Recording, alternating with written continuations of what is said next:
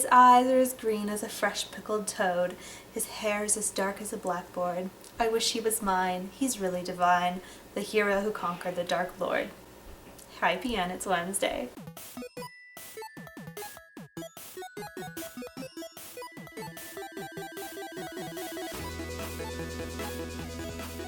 The last time we did this theme, I acted out my favorite scene from Pride and Prejudice, which is one of my favorite movie scenes of all time. So it was really fun.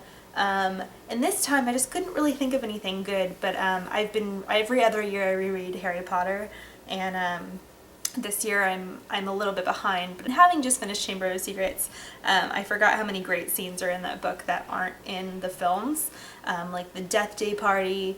Oh Potter, you rotter, because Peeves isn't in the movies at all. I don't know why.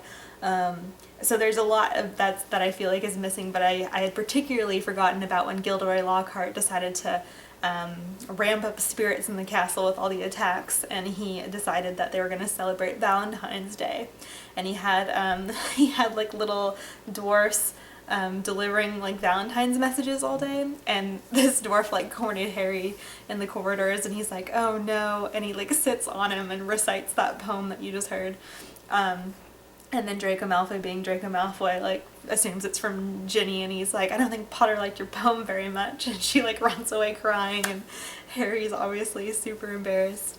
It's just one of those fun moments that never made it into the screen, so I thought I'd kind of just remind people of it today by spouting that delicious, amazing poem out. One of those things that never made it into the films that just really added a lot to, particularly Gilderoy Lockhart.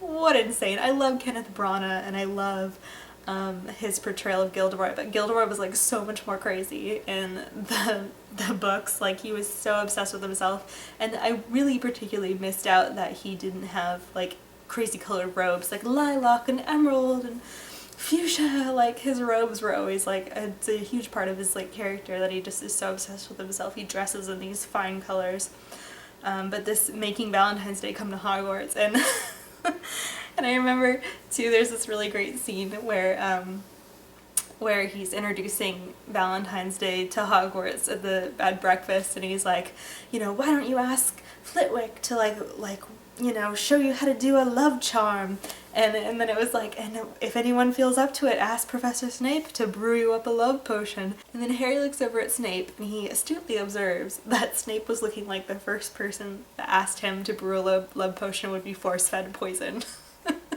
Just one of those early book moments that are so humorous and fun and innocent. It's just so good. So I just kind of wanted to not really reenact, I didn't do a great job of that, but just kind of bring that back to life and show, God, those Harry Potter books are so good. I'm so glad I do this reread every other year, because there's so much I forget, even little stuff. And I remember how much I love Harry Potter. I have no shame. It gets better every time I read it. My nerdy pleasure this week was seeing Civil War. So good. So good. That's all I'll say, in case anyone hasn't seen it yet. The question for you guys is, what is your favorite Harry Potter scene that was in the book that didn't make it onto the screen? I have quite a few. I can't even pick one. There's so many. So I'll leave that up to you guys in the comments. And sorry, Kyle, who's never seen or watched Harry Potter. Maybe you should.